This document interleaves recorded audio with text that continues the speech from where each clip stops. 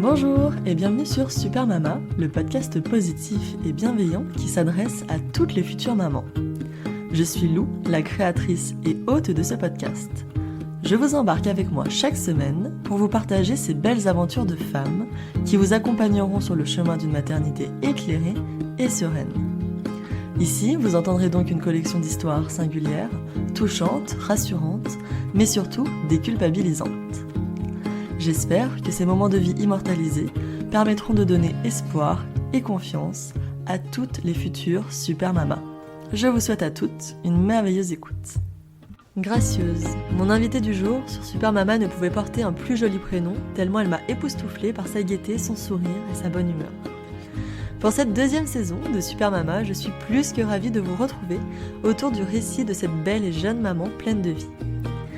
Bien qu'elle pensait ne pas vouloir d'enfant, sûrement dû à ses fameuses croyances limitantes, le destin en a décidé autrement pour Gracieuse. Et oui, ce ne sont pas un, mais deux bébés qui sont venus se nicher au creux de son ventre. Alors, après le choc de la nouvelle et les craintes à l'idée d'attendre des jumeaux, vint la joie. La joie pour ce jeune couple qu'elle forme avec Sébastien d'accueillir deux petits garçons au cœur de leur cocon.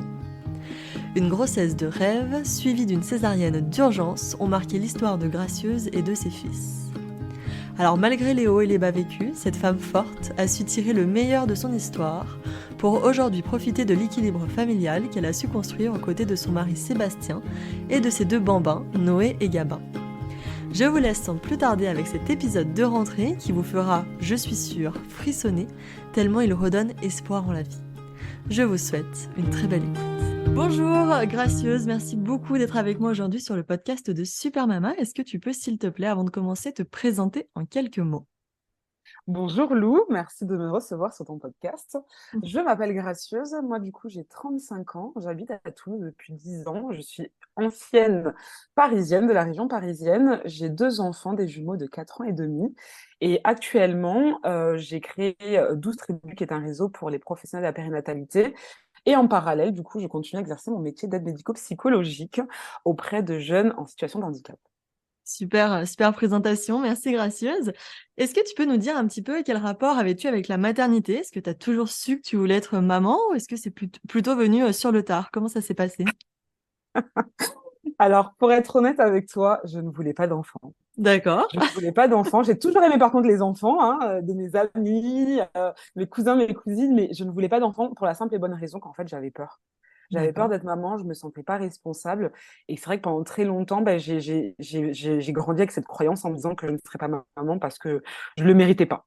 Et en fait, ouais, complètement. Et ça a été vraiment très très difficile. Et en fait, ben, la maternité a changé quand je suis devenue maman, quand j'ai appris que j'étais enceinte surtout en fait. Bah oui, alors du coup, raconte-nous, c'était un bébé, enfin des bébés surprises, comment ça s'est passé pour toi? Alors, comment ça s'est passé? J'avais fait le choix, comme beaucoup de femmes. J'ai pris la pilule pendant très longtemps. Et Ouais. c'est vrai qu'avec tout ce qui s'est passé, tout ce qu'on a découvert, je me suis dit que c'était plus possible. J'avais plus envie d'empoisonner mon corps, tout simplement. Et donc, j'ai décidé d'arrêter la pilule et un petit peu de regarder pour pouvoir écouter mon corps. Voilà, savoir un petit peu. Sauf que bon, je crois que j'ai pas très bien commencé parce que je suis tombée enceinte le mois suivant. D'accord, ça n'a pas été hyper efficace, quoi. Non, ça va être hyper efficace ou c'est moi qui ai peut-être pas trop compris. Et donc, ben, j'ai découvert, je crois, 2 mois après que j'étais enceinte parce que je sentais que j'étais pas très bien, il y avait quelque chose qui était étrange. Et donc, ben, j'ai fait un test de grossesse, une prise de sang et j'ai vu que j'étais enceinte.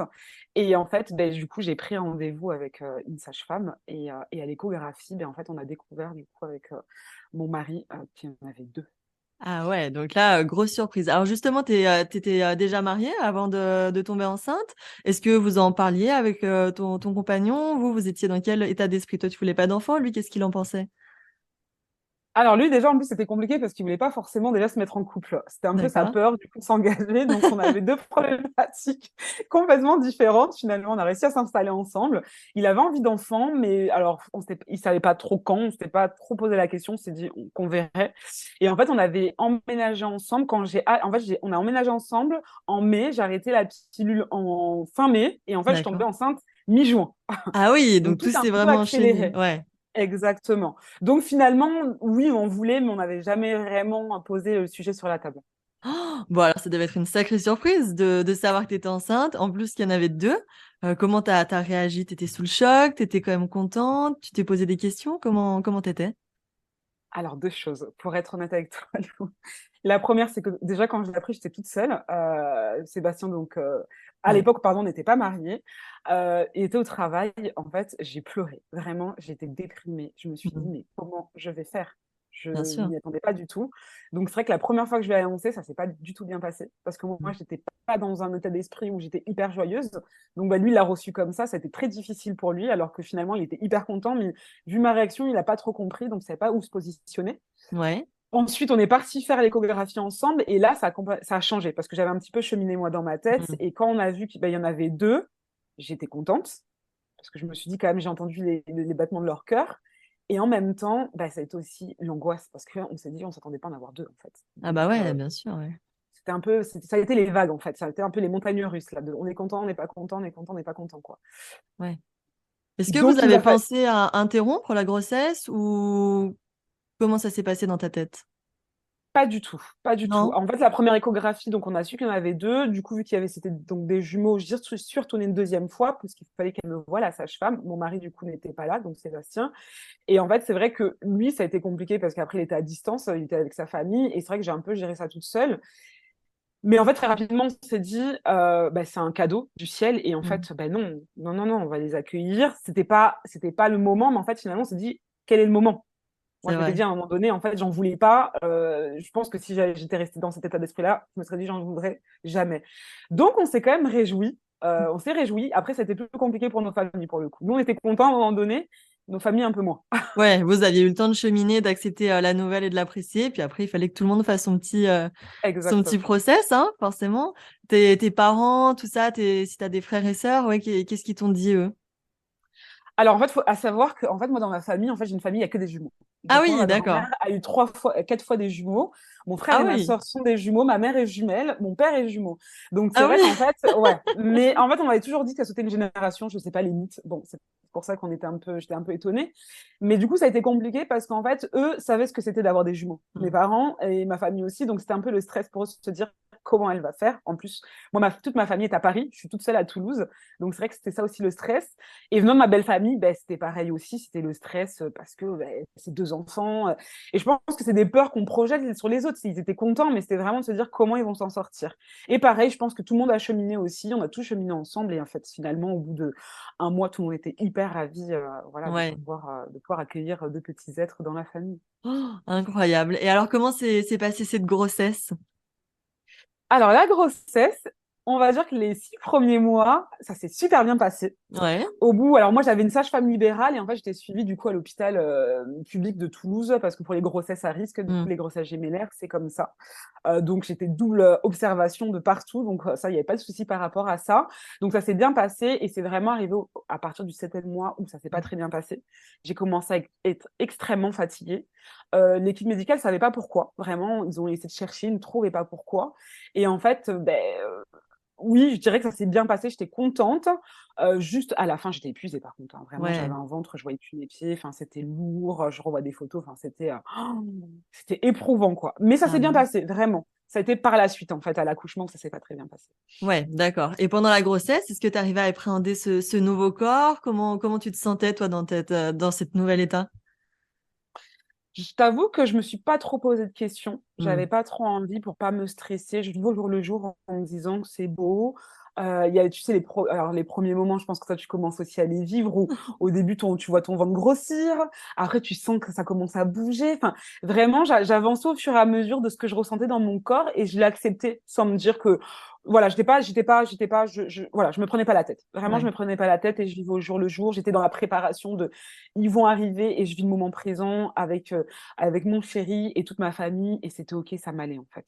Ouais, super, assez sereinement finalement. Ouais, ouais, ouais, ouais, Ouais. complètement. Et niveau, intendance, alors est-ce que vous aviez, assez de chambres pour accueillir ces enfants? Est-ce que vous avez dû déménager? Comment ça s'est passé? Alors, on est toujours dans la même maison Ouais? depuis 4 ans et demi. On a réussi à s'organiser. On a la chance quand même d'avoir une maison quand même assez spacieuse, en tout cas des chambres. Par contre, oui, concernant la logistique et l'intendance, on a changé de voiture, bien évidemment. On a acheté des Ouais. poussettes doubles 2 fois. Il y a pas mal de choses quand même qui ont changé. Ça, j'avoue que ça a été assez compliqué pour nous parce que c'était pas le budget qu'on avait prévu. Fallait rechercher et puis avoir des jumeaux, mine de rien. En fait, on se rend compte que quand tu as un enfant, en fait, tout est prêt pour un enfant. Mais quand on a deux, trois, en fait, autour de toi et la société fait que, bah, en fait, on se prépare pas à ça Oui, en rien n'est termes de logistique et adapté. matériel. Exactement. Et ça, Ouais. c'est vrai que c'était assez compliqué de trouver, voilà, le bon matériel, ainsi de suite. On a réussi, hein, mais c'est vrai que oui, il a fallu en tout cas s'organiser. Et puis après, oui, sur la maison, non, on a gardé la même parce qu'on était bien, on venait d'arriver, on s'est dit, ben, on va trouver, le tout c'est d'être ensemble. Et puis finalement, c'était un petit cocon, c'était pas, on n'a pas une grande maison, mais finalement, on s'est dit que c'était notre petit cocon et c'était très bien comme ça.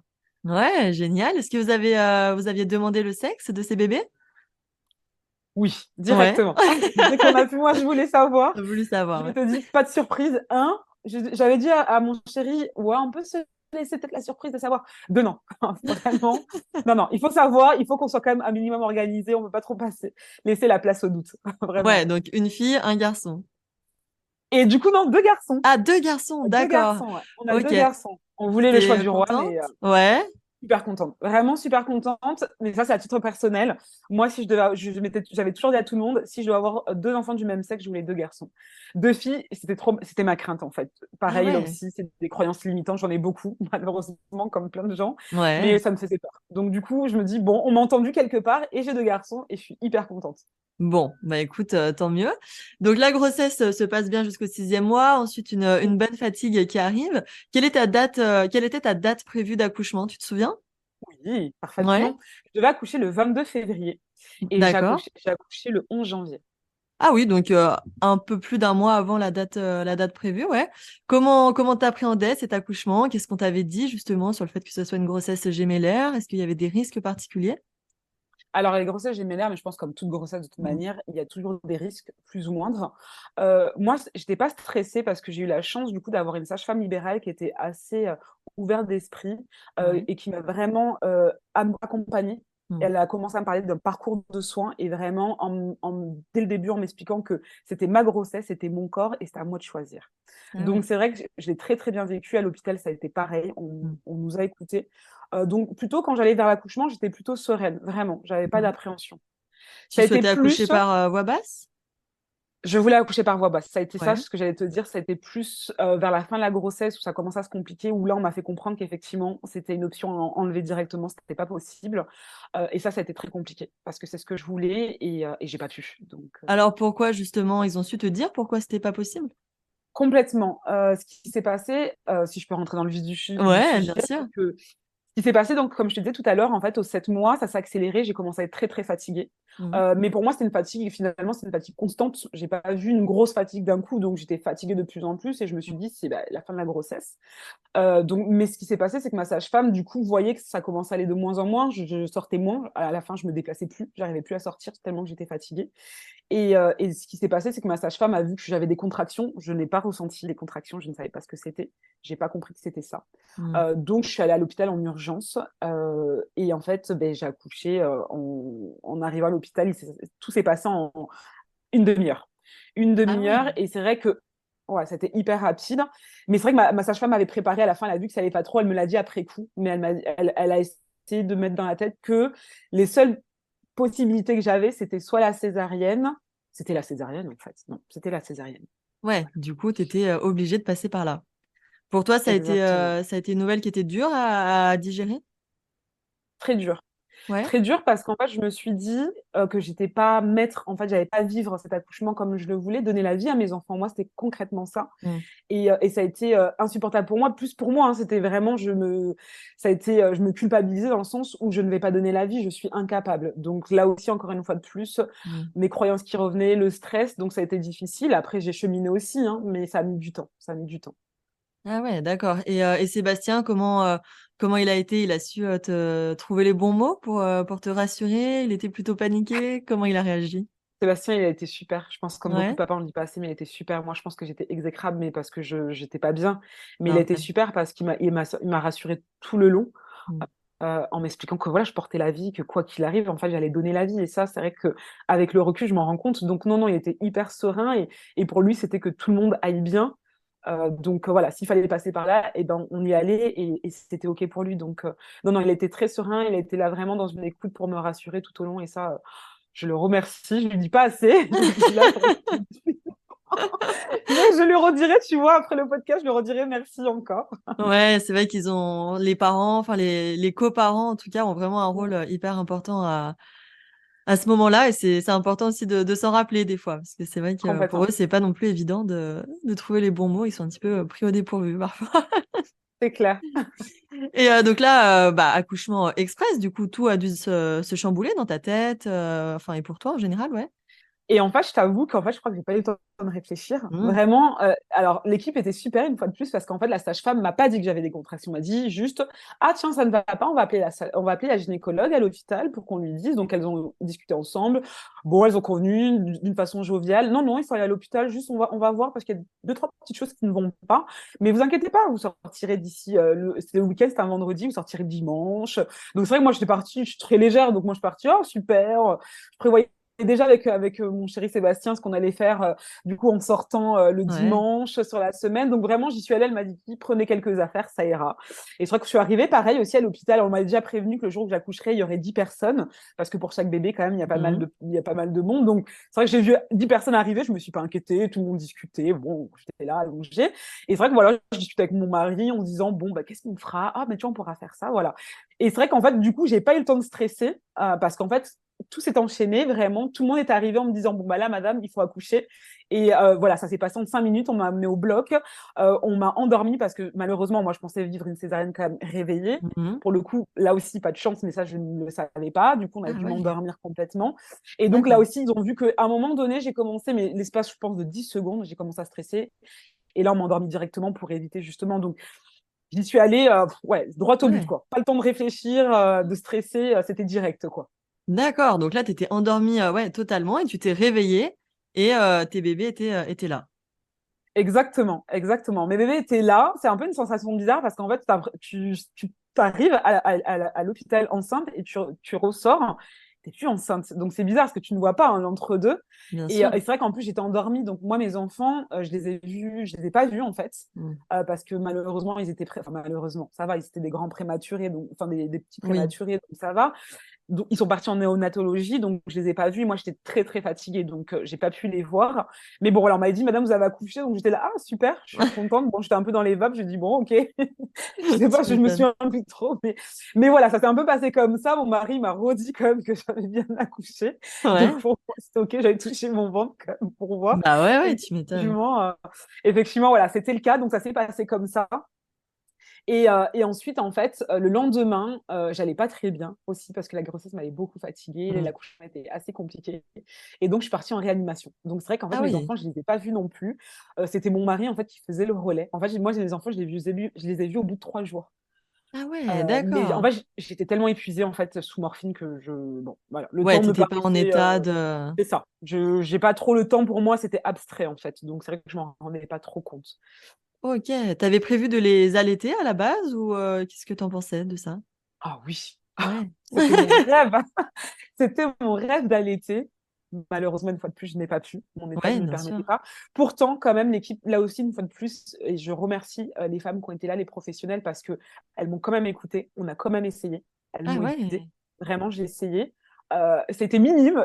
Vraiment une petite goutte, mais pour moi, c'était la victoire. Ouais. Petite déception, mais effectivement, le fait d'avoir essayé, d'avoir été entendue et soutenue, je me dis que bah, sur le coup, c'était difficile, mais avec le recul, je me dis, mais c'est OK aussi parce qu'en fait, j'ai essayé. On m'a entendu oui, j'ai pas pu, j'étais trop fatiguée, mais au moins j'ai essayé. Donc non, je n'ai pas pu allaiter, Ouais. mais j'ai essayé. Bon et Sébastien, du coup, il t'a raconté un petit peu ses premiers jours où lui a fait la connaissance de vos garçons, pendant que toi tu étais, voilà, un peu, KO, on va dire? Alors, il me l'a raconté il y a peut-être 2 ans. C'est vrai qu'on n'en a OK. pas trop parlé parce que je crois que pour lui, c'était intense. Je m'étais pas rendu compte à quel point pour lui, ça a été difficile, en fait, tout ce qu'on Mmh. a vécu. Moi, c'est vrai que j'étais pas très en forme, donc c'est vrai que lui demander comment ça allait, ça n'était pas venu à l'idée. On en a discuté. C'est vrai que pour lui, ça a été très compliqué parce que le jour de l'accouchement, c'était un stress permanent. Bien sûr. On ne lui disait pas beaucoup de choses. Mmh. En plus, ils étaient trois papas dans la même situation. Donc, Ah oui, vraiment, le stress d'être ensemble, voilà, de pas trop savoir. Bon, ils ont pu au moins se soutenir, donc ça, c'était quand c'est même déjà cool. ça. Exactement. Mais du coup, ouais, c'était vraiment le stress. Et après l'accouchement, lui, bah, du coup, il faisait les allers-retours entre moi en réanimation et lui en néonatologie. Donc, il était content parce qu'il pouvait les voir, il pouvait les prendre. Il a passé beaucoup de temps là-bas. Pareil, là aussi, il me disait que les équipes là-bas étaient super. Donc, Comment il a vécu, ça a été difficile, mais il a su me dire aussi qu'à un moment, dans ces moments-là, en fait, on réfléchit pas. Je crois que c'est par l'instinct, en fait. C'est Ouais, l'instinct un petit peu de survie où il me disait finalement, euh, il fallait que tout le monde aille bien.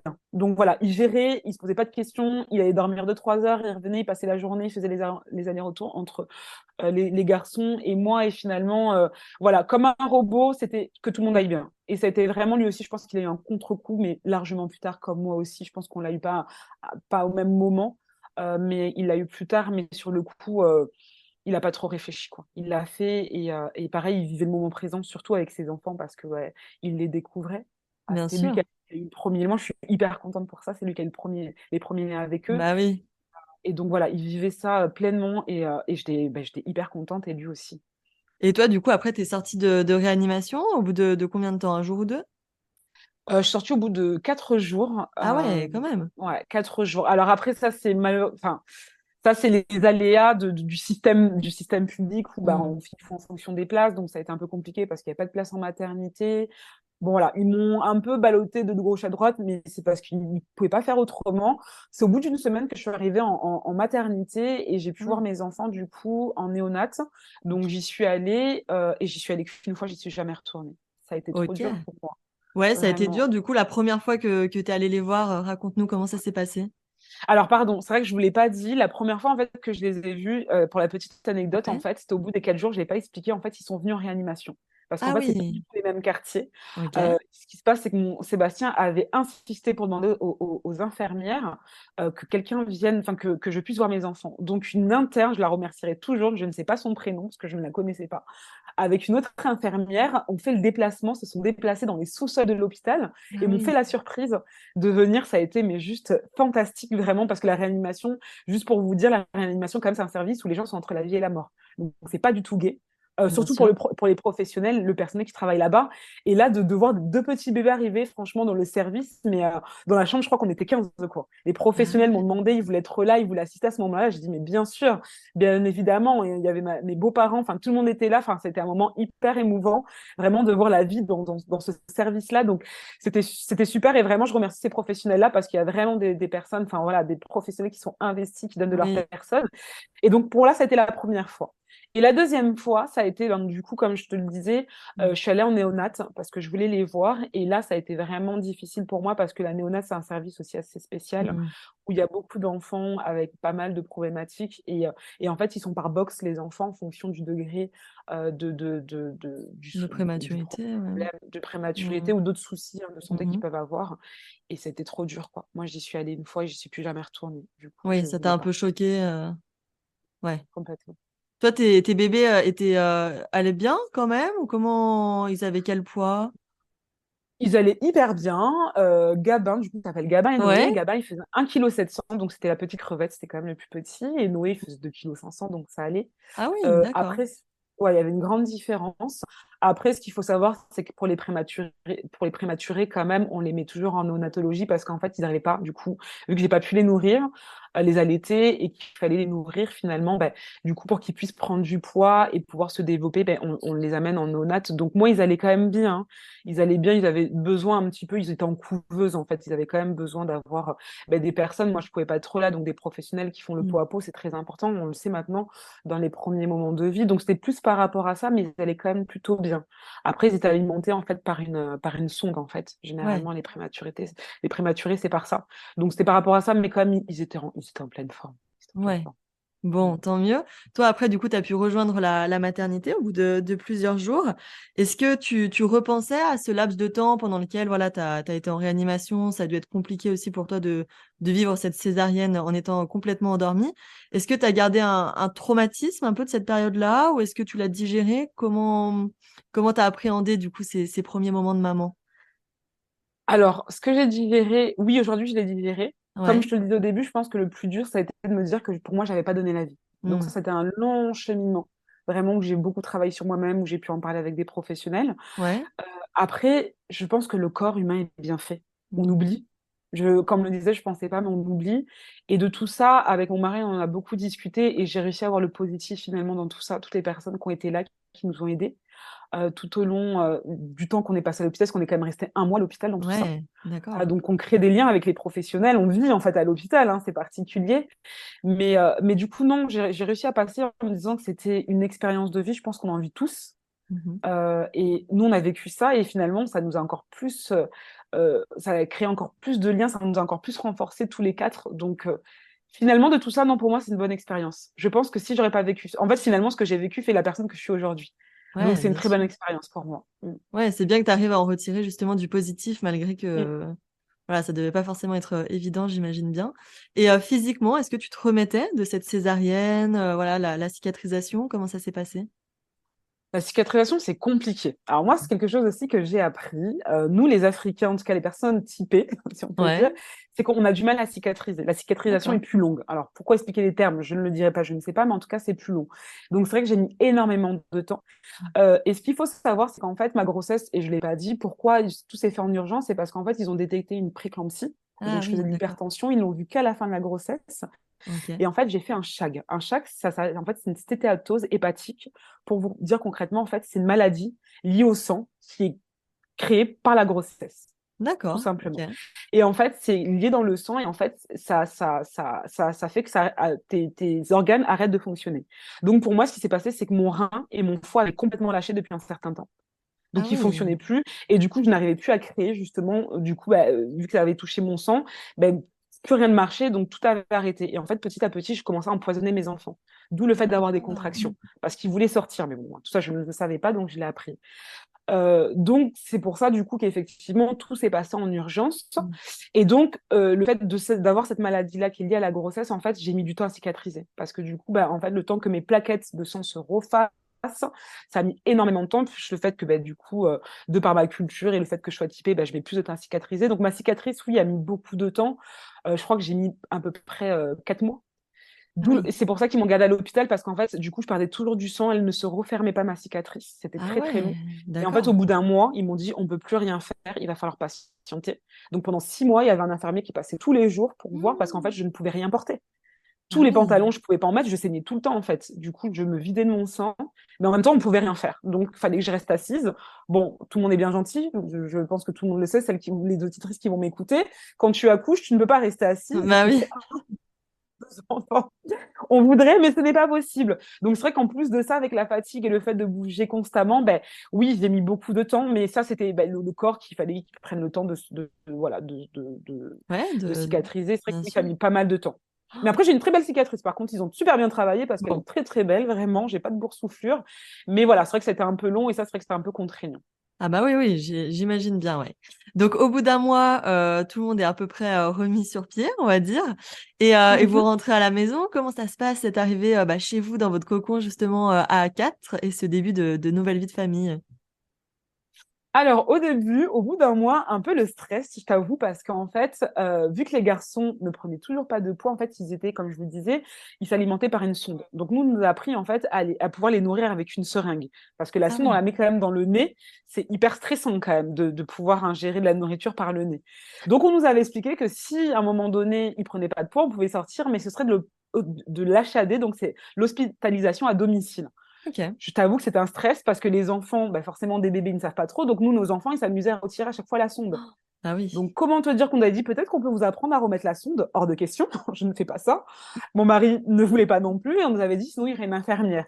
Sauf qu'on s'est dit tous les jours où ils l'ont enlevé au moins bien 5-6 fois quand même à l'hôpital, on s'est dit non, Ah non, c'est oui, pas possible. Vraiment, on ne sort pas ingérable, ouais. tant que la sonde, voilà, ingérable. Donc vraiment, je sais, alors on n'a pas motivé nos enfants, mais on leur parlait beaucoup à nos bébés en leur disant il faut manger pour qu'on sorte vraiment. Et je pense que vraiment, moi j'y crois en tout cas, Oui, bien me dire il sûr. y a vraiment une connexion qui se font et les enfants savent vraiment parce que je crois que 3-4 jours après, finalement, ils nous ont dit bah, c'est bon, on peut enlever la sonde, vous pouvez rentrer chez vous. Ils vous ont Ah, on était entendu, trop quoi. contents. Exactement, merci à eux. Et donc, on est rentrés hyper ravis et je t'avoue qu'on était super contents. Moi, je me souviens que en sortant de l'hôpital, j'étais dans un autre monde. Ah bah Ça faisait ouais. 1 mois que je n'avais pas vu Toulouse, la ville, les gens, vraiment, parce que quand même, l'hôpital, c'est quand même une ville dans une ville. Ouais, Et, c'est vrai, donc, ouais. de redécouvrir, on redécouvrait un peu la vie. Je me souviens même de marcher. Enfin, c'était un peu bizarre, tu sais, parce que moi, je marchais pas. En plus, j'étais alitée. Je ne marchais pas. Donc, c'est vrai que c'était une sensation bizarre. Et de redécouvrir sa maison. Moi, j'étais perdue dans ma maison. Ah bah Franchement, oui, j'avoue tu que m'étonnes, ouais. j'ai du mal à retrouver mes repères. Je savais plus trop comment, donc j'ai appris. Mais d'avoir nos bébés là dans leur chambre qu'on avait préparé, quand même, on avait eu le temps de la préparer. Franchement, c'était magique. Je sais pas comment Ouais. l'expliquer, mais c'était waouh, vraiment, waouh, c'était magique. Vraiment, on était hyper contents, Bon, hyper et contents. Sébastien, il était aussi ravi, il prenait ses marques? Sébastien était pas ravi. Bah, lui, il avait le temps de rentrer à la maison, donc il a quand même Oui. tout préparé avec mes beaux-parents, que ce soit assez chaud. Vraiment comme dans un cocon, on avait à manger dans le frigo. Voilà, tout était vraiment prêt. Donc non, hyper ravi. Et puis nous accueillir à la maison après tout ça, non, il était aux anges. Donc franchement, c'était vraiment un moment, enfin voilà, magique. J'ai pas d'autre mot. C'était magique. Ouais, génial. Bon, et les premiers mois, du coup, se sont bien passés. Toi qui voulais pas forcément d'enfant, est-ce que t'as apprécié ce nouveau rôle de maman, ouais? Alors, j'ai hyper apprécié. J'ai eu un petit stress parce que Sébastien, malheureusement, en France, par rapport à d'autres pays, les congés maternité pour les parents gémellaires, ça ne change pas. Il n'y a pas vraiment grand-chose. Donc, il n'a pas pu rester avec nous. Ah oui. Bon, j'ose le dire maintenant, il s'est quand même fait un arrêt maladie et je suis contente parce que vraiment, sinon, il reprenait la semaine d'après et je me sentais pas apte Ah à ouais, pouvoir non, non, mais m'occuper t'as quand même bien de raison, son oui. toute seule. Donc, il a pu rester quand même 2 semaines de plus avec nous. Mmh. Il a repris le travail et je pense que ben, pendant 2 semaines, on s'est challengé. Là, il m'a vraiment boosté, moi aussi, en me disant, je vais y arriver. Il me disait, mais tu vas y arriver. Et vraiment, je pense que tous les deux, là, on s'est motivés en se disant ça. Et en fait, finalement, ça a été parce que je me suis dit, je vais y arriver. Finalement, c'est du temps. En fait, c'est le temps que je n'avais pas eu. Mmh. Je n'avais pas pu les rencontrer le premier jour de leur vie. Ouais, bien J'avais pas sûr. pu passer le temps que je voulais avec la maternité. Donc, je me suis dit, finalement, ça va être ce temps-là où on va être tous les trois dans notre cocon. On va Mmh. pouvoir profiter, se découvrir. Donc, finalement, ça s'est super bien passé. Moi, je vivais que pour eux, hein. Clairement, je parlais à personne. Mes amies, elles n'avaient pas trop mes nouvelles. Il y a ma mère qui venait beaucoup de Paris pour m'aider.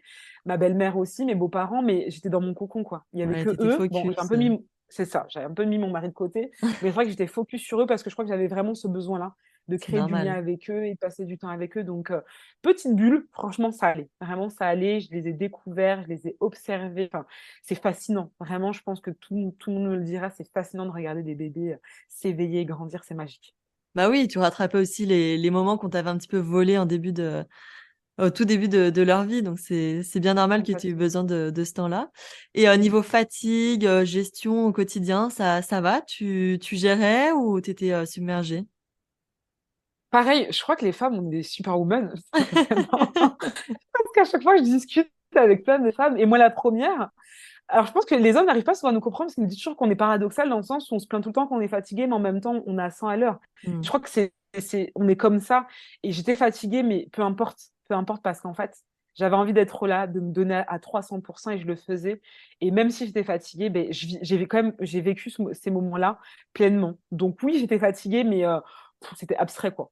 Ça passait, c'est pas grave. Je pleurais beaucoup, hein. Ouais. J'ai énormément pleuré, j'ai énormément craqué, ça je le cache pas. Mais ça me faisait du bien, c'était aussi ma façon de me libérer. Et puis je repartais, quoi, en fait. Donc oui, fatiguée, mais j'y allais.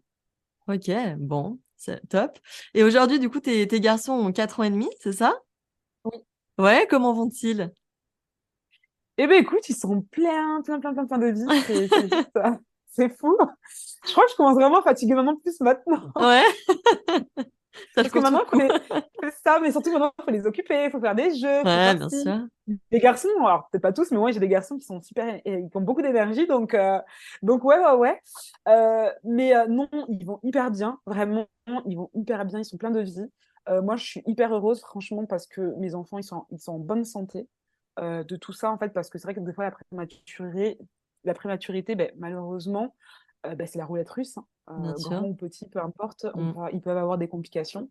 Moi, ça n'a pas été le cas, ils vont vraiment bien. On a été beaucoup suivis aussi, hein. Ça, c'est aussi l'avantage par rapport à d'autres grossesses, j'ai envie de dire normales, où finalement, il y a vraiment un suivi très poussé pour justement déceler et prévenir Mmh. des risques ou en tout cas des problématiques. Donc nous, ils vont très bien, ils ont 4 ans et demi, ils sont à l'école, ils sont Vraiment, ils sont mais, extra, ils ont des copains, ils s'éveillent, ils parlent. Ouh, ils parlent, c'est des pipettes, mais c'est trop bien, c'est génial. Donc non, ils vont très très bien. Nous, je sais qu'on on leur a raconté leur histoire, ce qui s'est passé. Ouais, C'était important pour nous. Ils ont beaucoup demandé, donc on leur a expliqué tout ce qui s'est passé parce qu'ils voyaient les top. photos, ils comprenaient pas trop pourquoi. Mais je pense que c'est aussi mettre des mots. On met énormément de mots nous sur tout ce qui se passe dans notre famille, et c'est génial aussi parce on revit finalement la grossesse et l'accouchement aussi avec eux en Ouais, parlant, on utilise aussi des mots adéquats aussi, hein, pour pas aussi leur montrer que ça a été vraiment la panique, mais leur dire oui, ça a été difficile, mais finalement, des difficultés, on s'en sort. Donc, ils vont bien et on va bien tous les quatre. Et comme je le disais, ça nous a renforcés. Et juste pour terminer sur ça, parce que tu me demandes, nous, petite anecdote aussi, c'est que on sait qu'on a aussi de la chance parce que nous, en tout cas mon mari, pour le coup, comme je te disais, il était avec trois papas le jour de mhm, l'accouchement et malheureusement, il a recroisé les deux papas. Et il y en a un, justement, sa femme aussi a accouché de mm. jumeaux, et bah, eux, ils n'ont pas eu cette chance-là. Et c'est vrai que bah, moi, quand il m'a raconté aussi tout ça, tout ce qu'il avait vécu, on se dit là aussi que bah, nous, on a vécu ce qu'on a vécu, mais on est tous les quatre, on est tous en bonne santé, on va bien, et ça, franchement, ça n'a pas de prix, quoi. Oui, ça permet de relativiser aussi par rapport Complètement. à d'autres histoires qui sont bien plus dramatiques. Mm, Ouais, ok. complètement. Est-ce que vous envisagez d'agrandir la famille ou pour l'instant vous êtes bien tous les quatre? Alors, je pense que tu as déjà ma réponse. Non.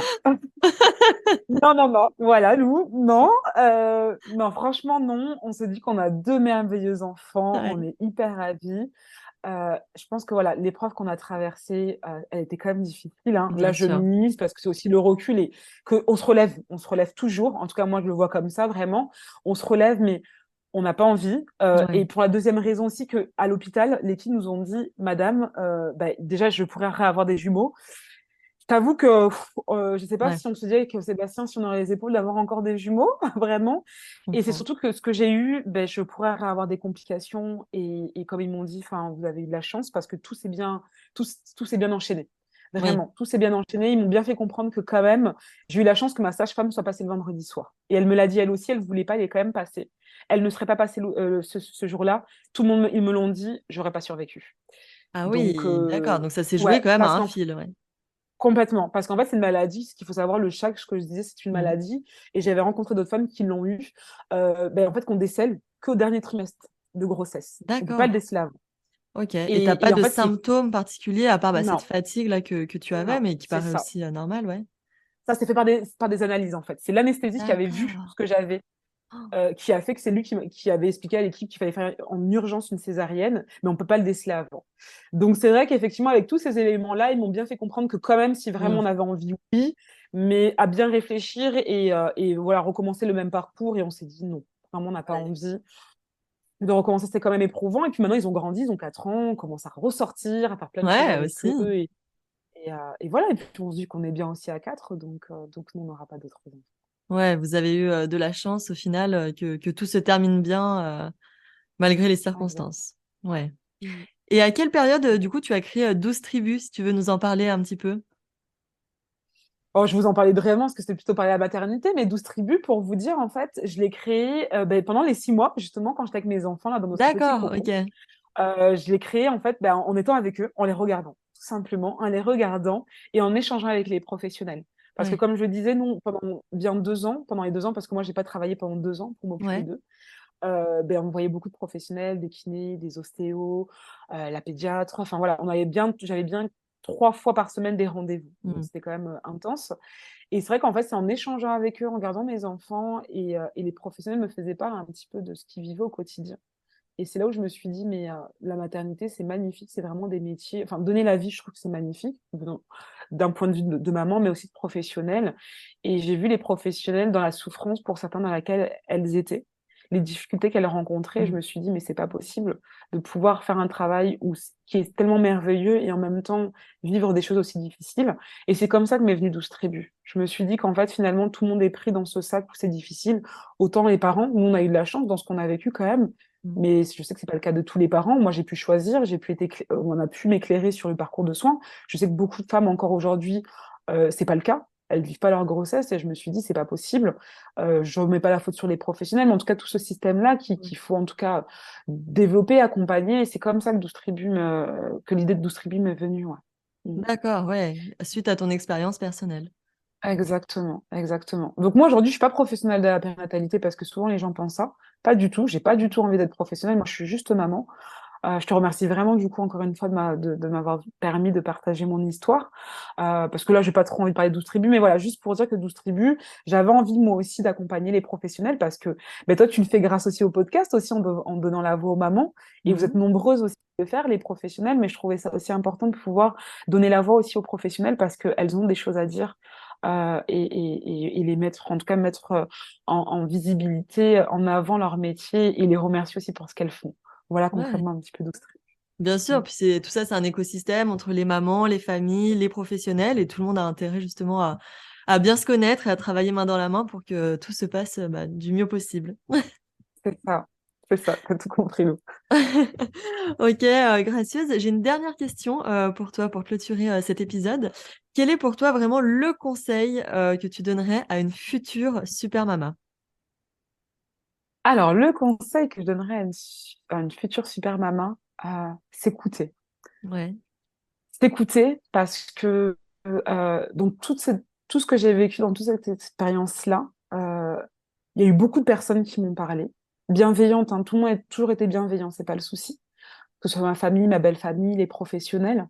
Mais en fait, c'est tellement d'informations et en même temps, c'est tellement un chamboulement ce qu'on vit que des fois, ben, finalement, la petite voix qui nous parle, on l'éteint et on se réfère aux autres. Et je pense pour vivre vraiment cette maternité sereinement, même si oui, il peut y avoir des moments de stress, de doute et ainsi de suite, c'est de s'écouter. C'est important, vraiment de s'écouter, de se faire confiance. C'est vraiment le conseil que je donnerais parce que moi, de tout ça, finalement, j'ai quand même réussi à toujours m'écouter en me disant ben, que j'allais y arriver, que malgré si ça n'a pas marché, ce n'est pas grave, on continue, que même si j'étais fatiguée, que je pleurais, oui, j'allais y arriver quand même, et aujourd'hui, j'y arrive, et que ben, finalement, ça, c'est un apprentissage de toute une vie. Donc, s'écouter et se faire confiance. Voilà le conseil que je donnerais.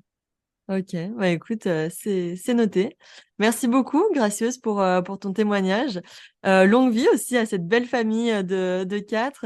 Et puis, bah, au plaisir de garder contact. Et vraiment, merci beaucoup pour ta confiance et ta générosité. Merci à toi, Lou, et écoute, on gardera contact avec grand plaisir. Super, merci, Gracieuse. À plus tard. Merci, ciao. Et c'est ainsi que se clôture l'histoire de Gracieuse, que je remercie 1000 fois d'être venue sur le podcast de Super Mama. Après cette pause estivale, j'avais presque oublié à quel point il était bon d'écouter vos histoires et de les faire voyager dans vos oreilles à vous, chère auditrice fidèle. J'espère que cet épisode de rentrée vous aura plu, car le rythme de publication d'épisodes reprend dès maintenant. On se dit donc à mercredi prochain pour un tout nouveau récit de Super Mama. À très vite! Merci à toutes d'avoir écouté cet épisode. Si vous avez hâte d'écouter de futures mamas nous raconter leurs plus belles aventures, vous pouvez vous abonner au podcast. Cela vous permettra d'être tenu au courant de la sortie des prochains témoignages. Vous pouvez aussi nous rejoindre sur Instagram pour échanger et partager. Pour celles qui souhaitent nous raconter leur super récit de maternité, vous pouvez m'envoyer un petit mot à l'adresse inscrite dans les notes de cet épisode. C'est avec un immense plaisir que j'échangerai avec vous. Je vous embrasse et je vous dis à très vite.